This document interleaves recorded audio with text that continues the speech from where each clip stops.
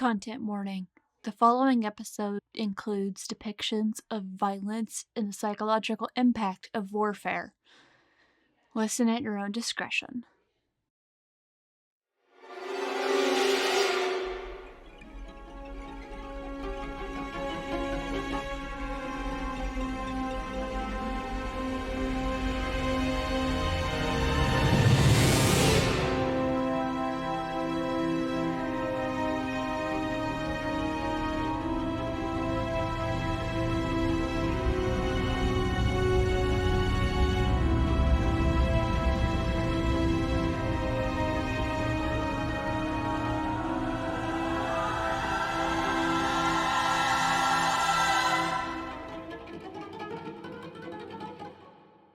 Where we last left off, we had slayed the shaman, right? Yes. He's dead and we were heading up to the tower. Yes. You were getting up to the tower to prepare for the second wave, correct? Yes. We distributed most of the katanas and kept most of the guns, probably. Are we good with these guns? Kind of. Sure. Good, debatable. Lucky, yes. With the weapons distributed amongst the villagers, you have all gotten into defensive positions. Who's all going up into the tower? I think we all are. Yeah, that sounds about Okay. right. You're all going. Yeah. Okay. You all climb the tower, and once you do, you see a squadron of Japanese soldiers coming down off the hill from where you know is your reliquary base, down to the village. Bayonets affixed, they're just charging down the hill at you. The villagers open fire. You see a couple of the Japanese soldiers kind of go down into the grass, not to be seen again. And suddenly, a wave of fire comes out and takes out some of the villagers. Can I see if I can douse that area? You can definitely try.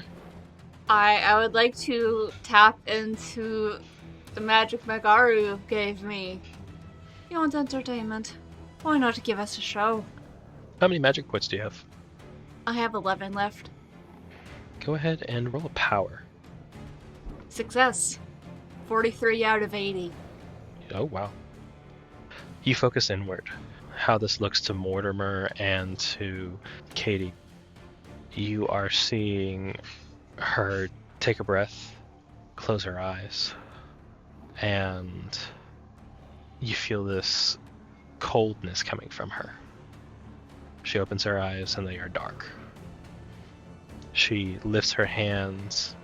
She brings them back down. She lifts them up again. She brings them back down.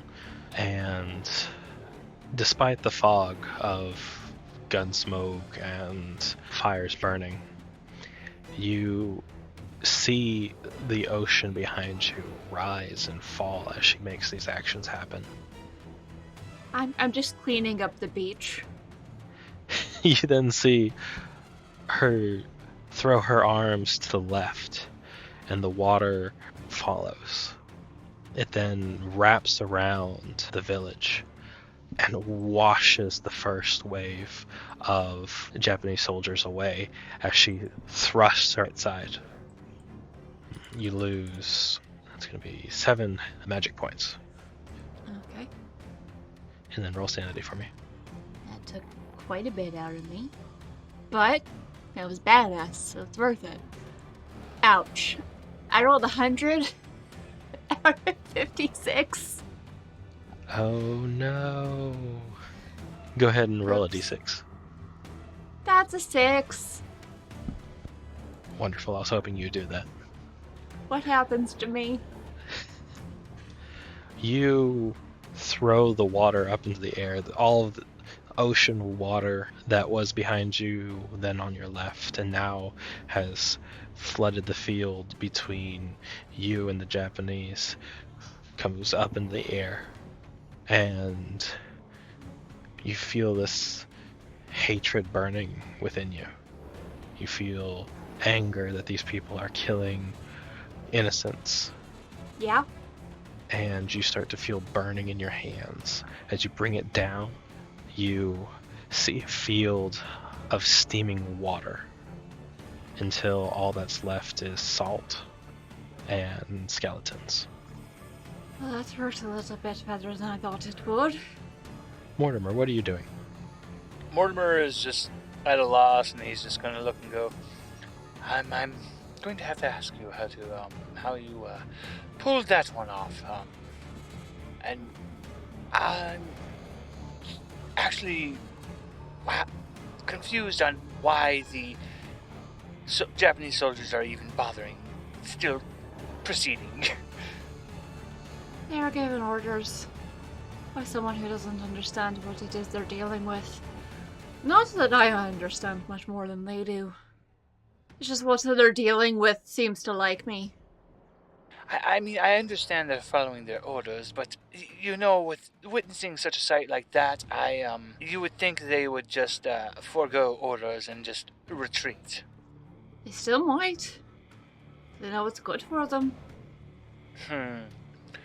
Mortimer is gonna try to look out. Does there look like anything that looks like a commanding officer or anything? I think everyone that was coming is dead. Never mind. We might have to wait a few minutes for the next wave of soldiers to come. Well, if anything, Mortimer's just gonna work on reloading, making sure his rifle's loaded, and if any other weapons need to be loaded, then.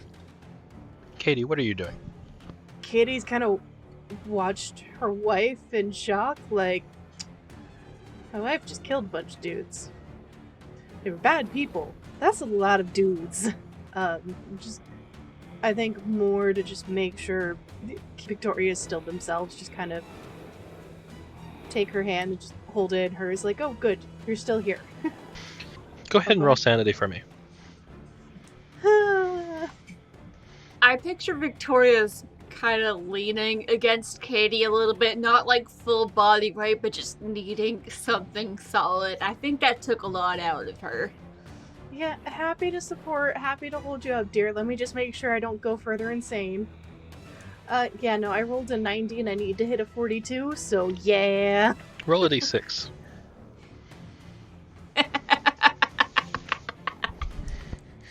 Can I politely The trend decline? continues. You may. I'm still going to tell you to do it. That's fair. 2. You feel yourself drawn to count the bodies.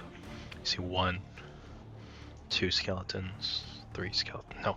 No. My wife needs me right now. And you pull back.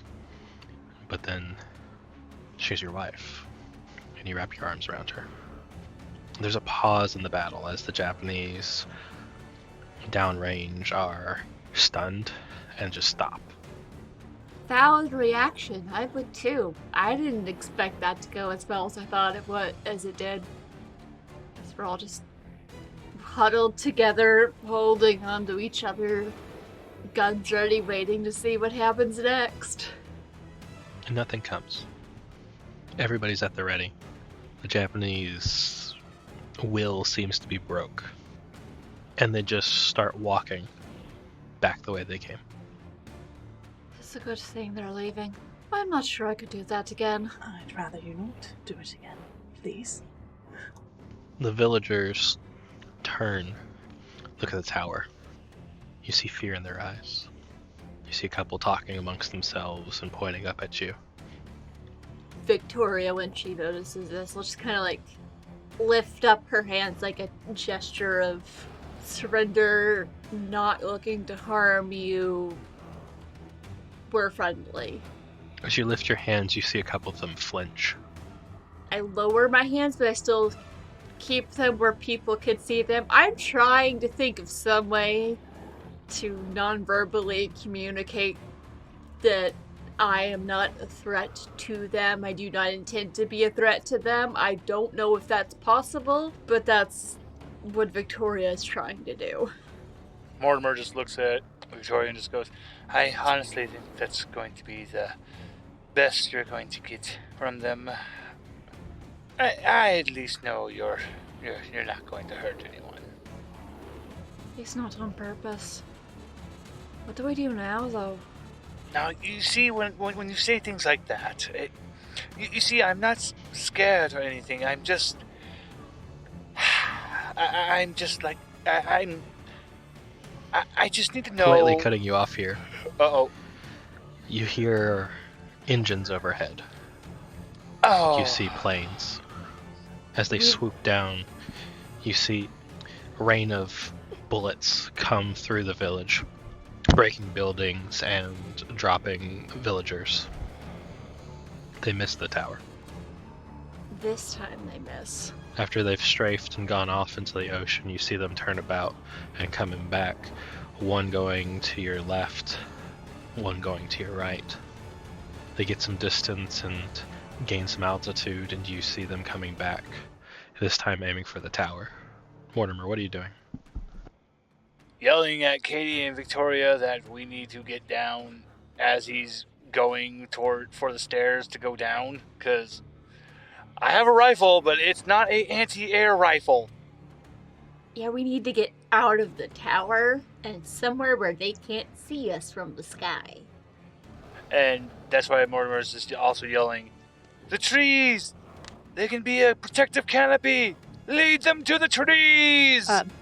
For the audience at home, because I realize everybody in my group can see the face here, but I am furiously nodding along, yes, and then however, hearing about the trees, Katie is going to be like, until they catch them on fire, but is continuing to run.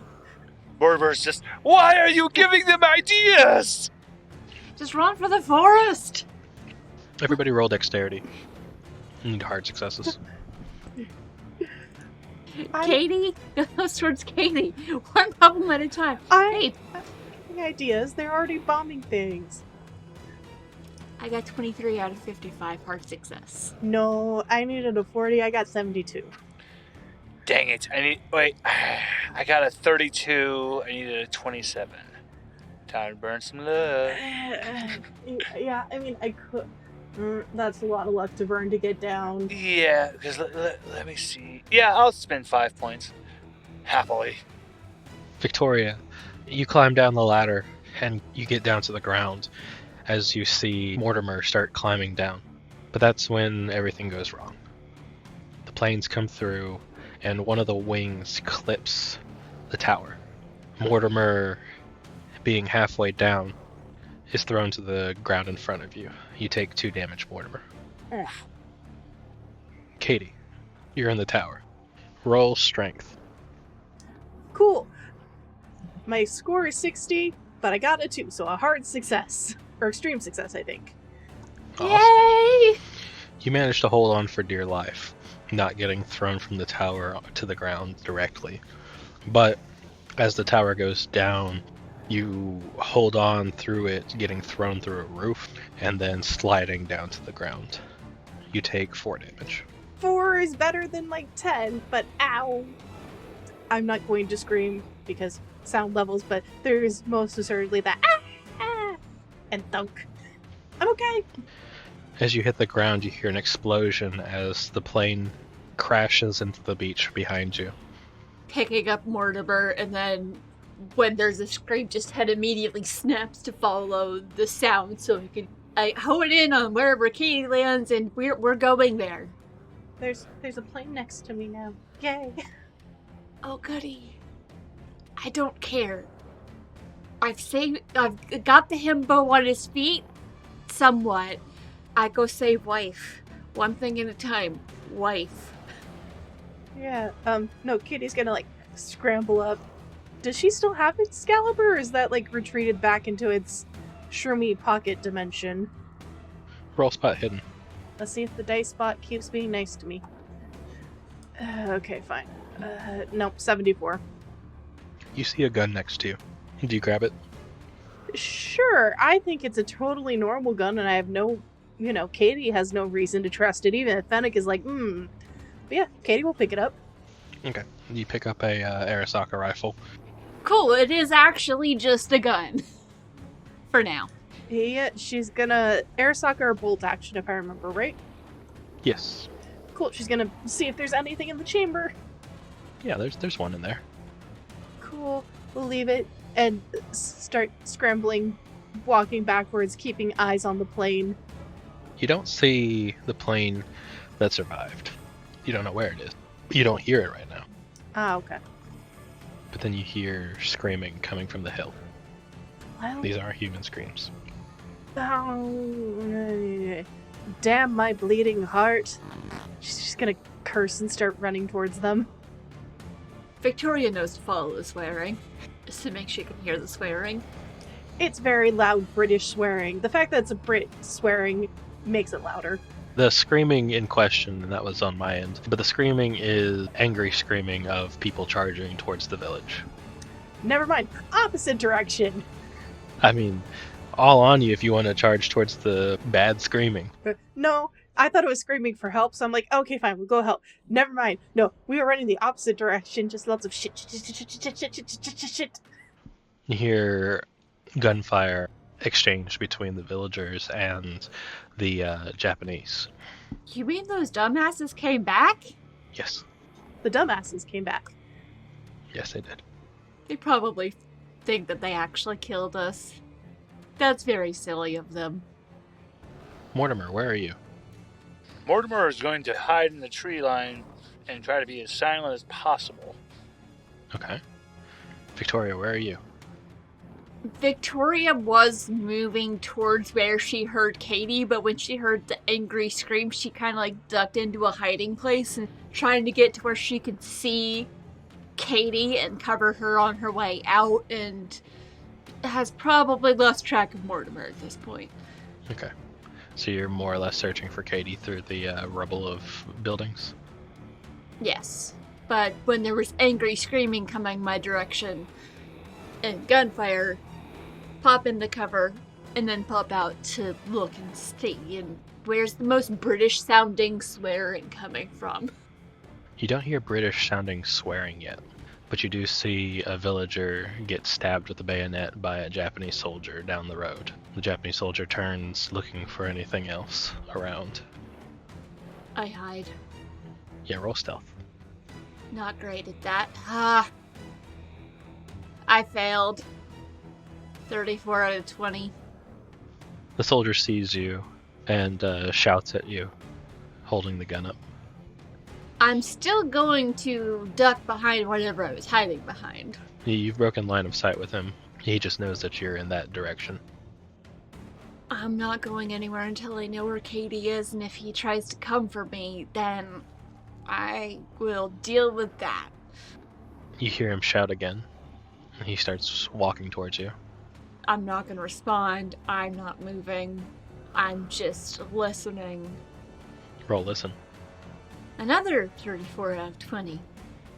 You don't know exactly where he is, you just know he's coming towards you. I'm going to pop out of cover, but from a different angle than I was when he first spotted me. And then I'm going to shoot him the second I see him. Okay, go ahead and roll dodge. Come on, 31 out of 27. You take a bullet to the shoulder. Is 2 damage. Okay, that's fine. I'm at 5 hit points out of 13. It's fine. Go ahead and roll to shoot him. And that is a hard success. Alright. Roll damage. That was just a 3. So that'd be 4. You see him duck to cover, but the bullet makes contact with his shoulder. Cool, I'm running. Alright. Roll dexterity. Running for somewhere else. That is a 46 out of 55 success. I'm not going to the tree line yet, because I'm like, I gotta find Katie, but I'm running for... You duck into one of the buildings nearby, and in there, you see some children hiding. Are you here to help? Yes. I'm going to keep you safe. Is there another way out? Is there another door? They point into a room behind you. Is the other way out somewhere where... Basically, is there a way that they can get out without the soldiers seeing them? Yes, it's the way that they're pointing. They're just scared because of all the gunfire. I know everything is really scary right now, but I need you to be brave. I'm going to do something to distract people, and I want you to run out that door and run into the woods. Do you know of a safe place where your parents might go to hide? They look at each other and nod. Okay. when I say you're going to go out the door, stick together, and be very sneaky. Can you do that? Yes. Alright. I do like a little head rumble to the oldest. And it's like, alright. And then I go post up by the door and peek out to see if I can spot the soldier. You see the soldier walking towards you. He doesn't seem to notice you yet. He's looking everywhere, and a bullet rips through his chest and he falls to the ground. Okay, cool. Right, the coast is clear. Now run. Go, go, go. Stay posted up in any Japanese soldiers that seem to be moving in this direction that could harm the kids. I'm taking a shot at it, but like, hey, coast is clear. Run. Also, where's my wife? You haven't seen her yet. Katie, where are you right now? So if they're coming towards the village, running away towards the woods, through the village, trying to find my himbo and my wife. You feel a little dizzy. Everything has happened so quickly, and then there's an explosion next to you, and you're kind of thrown off to the side. You don't take any damage. You catch yourself. But you feel something heavy in your hand. Okay. Not heavy like the gun heavy, or? More like the gun has become a sword. Oh, hi, Excalibur buddy. Cool. We've determined this is kind of the Katie will do whatever it takes to keep her people safe, especially her wife, no matter what the consequences are. So, if Excalibur has shown up, she's going to take that helping hand and use it to find the people that she cares about. Hunger. You hear come from the sword. She'll kind of gesture it towards the Japanese soldiers. 3 of them run up to you. Okay. You hear them shouting commands at you. You don't understand. They motion their gun down to the ground, telling you to drop your weapon is what you're assuming. But there's a hunger within you. Roll power. Alright, my score is 60, I got a 35. You feel your body get light, and you're standing there staring at the soldiers. And then, in the next moment, you're behind one, and you thrust the sword into his back. And you feel his life essence, the blood, the energy, flow into the sword. You see him shrivel up in front of you, and then drop to his knees. Empty. The other 2 look at you.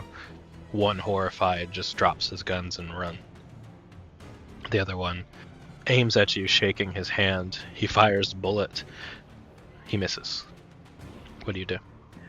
So I imagine it's very anime-esque where she just blinks and the sword's like flipped in reverse and it's just out of this guy's back and she's just glancing over her shoulder and just tilts the head just to where it touches her other shoulder to go down.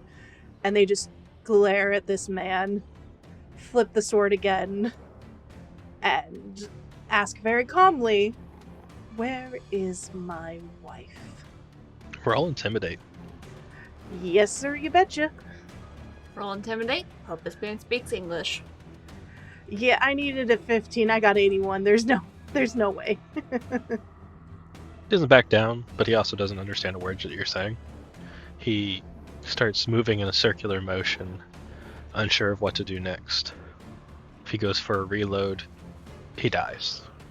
If he keeps the bayonet focused on you, he has a chance to live. Okay.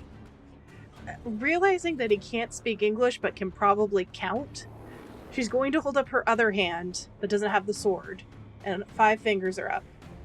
And she's just going to slowly intone 5, 4, and hopefully he gets the idea to run before she gets to 0. He stands there, and then you just see him kneel down in front of you. He grabs a small knife from his belt and just stabs himself. Well, that was not on my bingo card. No, but it makes sense when you think about it. Given what I know of Japan's culture to this point, and the fact that seppuku is a practice, And what you just did to his friend. He doesn't want that.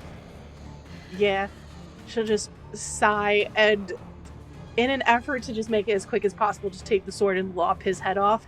Because, well, she's not gonna prolong his suffering. As you lop his head off, you see about a fear go through him, and then all of his essence is drained into the sword until he is a husk, like his friend, dead on the ground.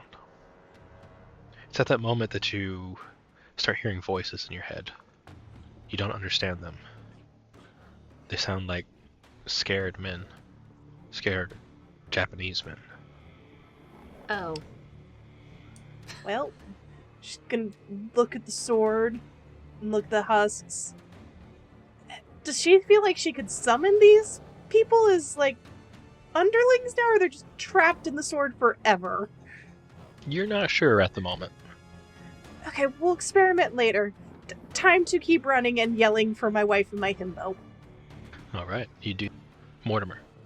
Mortimer's not really scared. If anything, he's, as funny as it's going to sound, he's just kind of a little jealous of all the things that Victoria and Katie have been doing. So he's thinking back to that guy who's with the lantern, like flamethrower thing, and Mortimer's just been kind of using his knife, trying to carve the symbols into his rifle, as he's just like, okay, I'm going to, oh boy, if I know those two, honestly, it would be probably the safest to be around them. Just the collateral damage is going to be quite much. I want superpowers too. Mortimer, do you feel neglected on the superpowers? Mortimer's just like, I want to do sparkly things. Do you, though? Do you want an eldritch entity, Mortimer? No! Do you want your own Eldritch Poppy? No. Well, you're standing in the woods, the tree line at least, hiding from any further airstrikes. And then you hear her voice behind you. You don't understand the words that is being said to you. So Mortimer is just going to kind of act like he's going to be putting his arms up and to surrender, and then in just a very quick motion, he drops to his knee and aims to fire at who's ever behind him. Okay, roll. All right, that is a 36 out of 45. So a success. You fire the gun, and you hit your target. Roll damage. 6 damage. Alright, now roll another d5. Or, not a d5. What am I smoking? Roll a d6. Sorry, I'm thinking non-Euclidean dice. My brain didn't even register the D5's not a thing. That was another 4. Initially, the bullet pierces through his stomach, and then it erupts in flames. He drops to his knees, just tearing at his stomach as you see flames coming out of it, and he rolls over dead.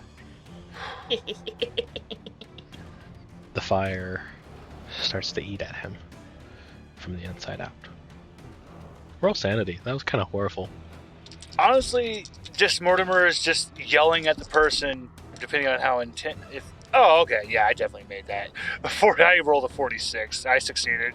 Mortimer's just yelling at them, going, all you had to do was go away. Go back on your ships and retreat. This is your fault. You did this. Now I'm going to go find Miss Katie and Miss Victoria. I'm very scared. And so you do. Oh, buddy. The himbo's having a bad day. We're all just dealing with the fear and the trauma in very different ways. Mortimer, you make it back to the town. The fighting has died down. It looks like the villagers have won this round. And you see Katie first. Mortimer just goes and wraps Katie up for a hug. Oh, Miss Katie. Oh, good. Thank goodness. I was worried I lost one of my best friends. Katie, roll power. I have to roll power? Yes. Oh boy. You can't kill her himbo, John. 76, which is...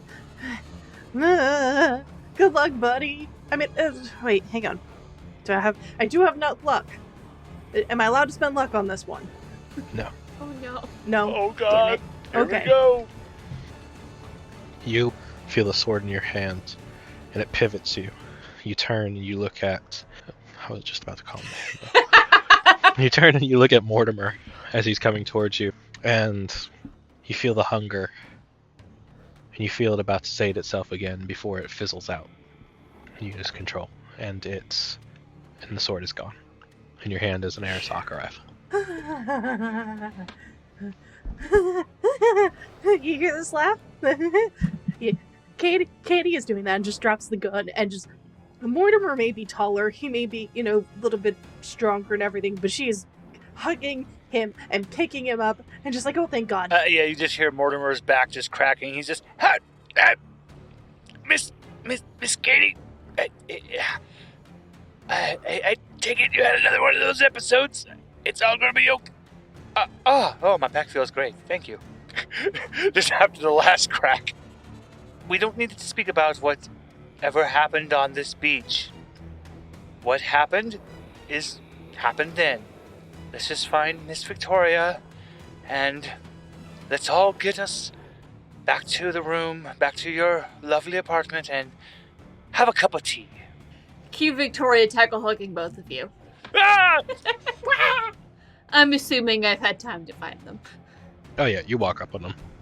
I tackle hug, but I make sure to make enough noise to where you both have time to look and register that it is me before I do the hug. Oh, good. The rifle gets dropped subconsciously, so it's not a part of this hug.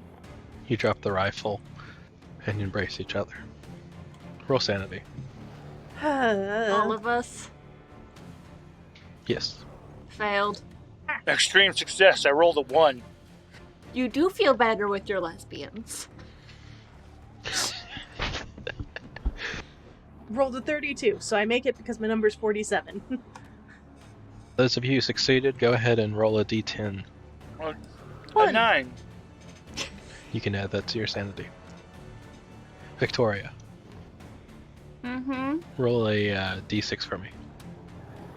This time it's just a 4. You feel the hug, but you don't feel its warmth. You feel grateful to see them, but distant from them both. You feel almost uncomfortable with them, as if things will never be the same again. It's at that moment that you hear a plane overhead. Victoria's reaction to feeling that distant, I think she's just gonna go to kiss Katie anyway. Just no. Nope. Before you're able to No, isn't pull it? her in for a kiss, the plane is coming overhead and you hear it start winding up its gun. It starts strafing and shooting. As you all turn to look at it, you see it explode as anti-air fire from the ocean hits it, and it crashes behind y'all into the tree line. Did the Americans make it? You see a small destroyer coming up alongside the village, just in the distance, and you see landing craft coming ashore. American landing craft? Yes, American landing craft. Okay. We made it. We still think we should get out of here. Yes, As the soldiers make to land, they quickly get into the village and take defensive positions, but no more Japanese come. You are greeted by the captain, Captain Sanders. I believe that you are 3 researchers, is that correct? Victoria is just nodding, not saying anything, not letting go of either of them. Eyes look a little distant. Mortimer just slowly nods up and down for yes. Yeah, Katie is also nodding, but she's kind of they're all holding on to each other, and I imagine Katie's kind of in the middle, but like in kind of like trying to be the shield for them. You three have been through a lot. Come with me. Let's get you to safety. As he leads you to the landing craft, the village elder comes out, and her son, the chief. Please, take this. And the chief pulls a necklace from him and puts it in your hand, Victoria. She immediately wraps her head around it and nods. Stay safe. You too. You go to deep places. Be safe, and don't forget to come up for air. Like instinctively gives like a little squeeze to Katie. I'm sure someone will remind me if I do. I happen to be an excellent swimmer. Victoria's totally cool following this guy. I don't know if she fully believes safe is a thing that exists anymore. That is not a concept that feels like it is a thing. But she's got her people. She's being stubborn, even though she does feel that distance. She's trying to, like, claw back against that, because it's no. These people are mine. Alright. You all follow him to the landing craft? Yeah. Yeah. Alright. You all get in, and the driver pulls away from the beach and heads towards the ship in the distance. But it's quick and gets you back to the harbor, where you see fire, burning ships. The city itself is in a blaze. I think it's best if you three just stay below for a little bit. I don't think this is something that you want to see. Came a long way to escape the war, only to bring it with us. Victoria's just staring into the destruction. As you stare into it, where exactly do you stare? Do you stare at the city? Do you stare at the ships? Do you stare at the water? She starts by staring at the ships that are burning, but her eyes might slowly kind of drift towards the water. Watching a fire is mesmerizing, even though it's horrifying, but her gaze just drifts to the water. You trace the fire from the ships down to the water as it's burning, the oil slicks that raise to the top of the water. As the ship gets deeper into the harbor, it becomes harder and harder to ignore the bodies floating. The charred ones, the drowned. Victoria's thinking to herself, they all deserve better than this. And she's probably going to keep staring until someone pulls her away. Kitty, what are you thinking? She's listening to Victoria, and she also kind of takes a look out of the water at the oil that has seemingly caught the ocean on fire and all these bodies, and the sound of comes with such an event like this. And she will kind of notice Katie drifting, I guess is the best way to put it, and kind of heeding the Major's words of just, go downstairs. She'll just kind of give a bitter chuckle. It's like, we've already seen what the Axis can do. Hiding in a ship's hull doesn't change that. And after all, didn't somebody say it takes the apathy of a few good men for evil to prosper?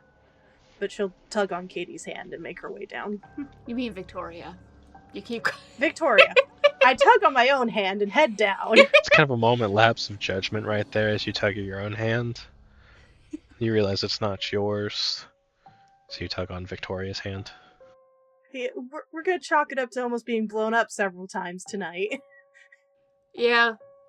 Victoria does follow. It's kind of slow, and I think she keeps staring, and even as she follows her, part of her mind is still thinking of what is beneath the water, what's beneath the waves. She's not reaching for it, but she's aware of it. Mortimer's looking out into the water, just thinking about how, yeah, the Japanese army and everything, but then just all the craziness with the weird statue and the people covered in coral. And he's like, there needs to be a group that just studies the things that go bump in the night. I'm going to call it Secure Something. And Mortimer just keeps looking out into the water. Does he say this as we're all walking down? You know what? Yeah. Katie will kind of chuckle. I mean, secure is much better than something like, I don't know, BPD. And just continue to head down. Mortimer's just like, why do we always use these weird lettered acronyms? Victoria just says, Father Blackwell. Doesn't give further context. But Katie knows. Miss Victoria, I didn't take you for the religious type. He helped us. Back in London. I wonder what he knows about all of this. Wonder if he's even still alive. He's someone connected with this occult world. I feel like Victoria just points at Katie, like, hers. Connected with hers. I don't know if he knows about mine. Fascinating. Well, this means that the Vatican and the Catholic Church, the clergy, Mortimer's mind's just like being blown. It's like, wait, this should be something that should be widely known. My teacher, Mr. Deckard, shouldn't have been embarrassed. I would believe it. And you don't think the world would have descended much faster into madness if everyone knew about the possibilities of what's out there? Well, that's actually my teacher. He studied underneath Niche, and that was one of his things, was to stare into the void. One must be careful to not stare too long, or one could become a monster themselves. And I think I truly understand those words now, that they weren't just talking about some philosophical darkness in one's soul, but that there truly is a void that we must be prepared to be strong enough to look into and to resist the temptations of what they'll say to us. Victoria blinks a couple of times and just her eyes grow a little less distant as some of that kind of registers. She had been like loosely holding onto Katie's hand, just holds on a little more tighter, a little more intentionally. Katie will squeeze back and just kind of nod at Mortimer. Humans, we are fascinating creatures. We easily dismiss things that would make our comfortable existence uncomfortable. People like Father Blackwell, your grandfather, well, your teacher, sorry, I was getting you confused with last season. Your teacher, and well, kind of look at the three of them. Us now. It takes either great strength or great madness or both to continue making sure everyone gets to be comfortable. As you're all having this revelation, you feel the ship slow and come to a stop and starts moving more towards the right. You feel a bump. You see the captain come down. We've made land. You're welcome to depart if you'd like. If you need a moment down here, you're more than welcome to stay as long as you need. Brief nods, continues. It's less 1,000-yard stare, more like 500-yard stare. It doesn't matter to her where they are. And we made port back on the main island? Yes. Okay. And that's where our house is and whatnot. Yes. So Katie will just kind of nod and gently tug Victoria along and look at Mortimer. Assuming everything's still there, we have a functioning tea set. Let's go. And start to head home. Yes, and I'm missing the little the little fluffy little support guys. I need kitties. I need cuddles. They might have all scattered, but as long as their supply of catnip survived, it won't take long to get them all back. We just need to open a jar of a tin of that horrible tuna that comes with our allotment. You all head towards the reliquary. It's chaos getting through the city, fire trucks going here and there, people just trying to figure out what happened. You finally find a car that's not in use. It's a small Jeep. The keys are running in it. You all ignore the fact that there's a soldier who was using it earlier that day, who's no longer using it. We're ignoring a lot of things. We're ignoring so many things right now, John. You drive off. You crest the hill. You see the reliquary camp. You see everything is as normal as it was this morning. Except everyone is dead. As you enter into it, you see your house. It still stands there. And in front of it, in the road, are the bodies of every single coworker and reliquary that you knew.